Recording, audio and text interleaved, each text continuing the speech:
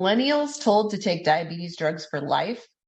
Millennials are now being told the patented diabetes drug Ozempic is the only solution for diabetes and that they need to take it for life.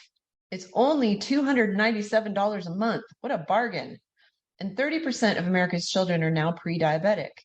80% of American adults are now overweight or obese. Just like heart disease is not a statin deficiency, diabetes is not an Ozempic deficiency. Nobody needs to have type 2 diabetes, which is entirely caused by lifestyle. The underprivileged are now being forced onto an almost entirely processed food diet, as SNAP government assistance is now being decreased and processed foods are the cheapest. If you go into a CVS store, the front 1/4 of the store is almost 100% processed and toxic foods. The back 3/4 of the store sells you drugs to address the results of eating those foods. I really don't care if you eat meat and animal products or not. I don't eat them, and I think meat and dairy and eggs are about to get very expensive and scarce. So for that reason, and for your health, I hope you'll learn how to eat more plants, even if you prefer eating meat. Even if you also eat animal products, the vast majority of our health problems would improve if we just ate more whole plant foods. But whether you're vegan or carnivore, anyone looking at the problem honestly can see that the biggest problem is highly processed seed oils, engineered and lab-made meat and protein isolates, flours, and sugars.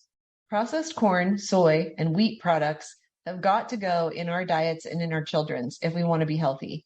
In my 17-year career teaching people about health and nutrition, the 2 times I've made people the angriest are when I said type 2 diabetes is reversible and unnecessary, and when I said that parents are responsible for what goes in the mouths of their babies and small children. I stand by both statements, though.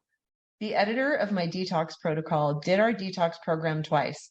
Both times, her doctor told her to stop taking her diabetes drugs after 3 weeks. I didn't tell her to do that. Her doctor did. We choose the foods our children eat when they are weaned. The current nutrition guidelines from the American Academy of Pediatrics says that puffs are a good first food, as in Cocoa Puffs. I ask you to consider that Cocoa Puffs, Doritos, and Coke aren't staples and we're harming our children. 10 billion welfare dollars every year go to Coca-Cola and Pepsi. Processed foods are cheap, but that's because 90% of government subsidized food dollars go to corn, soy, and wheat.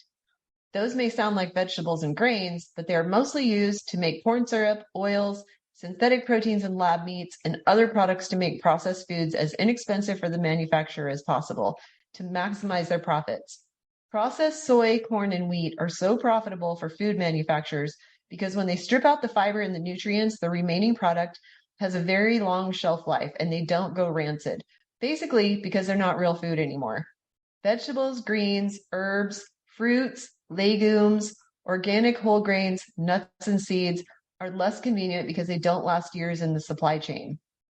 But making them the staples of my diet gave me my health back. Follow Green Smoothie Girl for more tips and education to improve your own health, and grab the link to learn how to bring your toxic load down quickly and effectively to start looking and feeling better.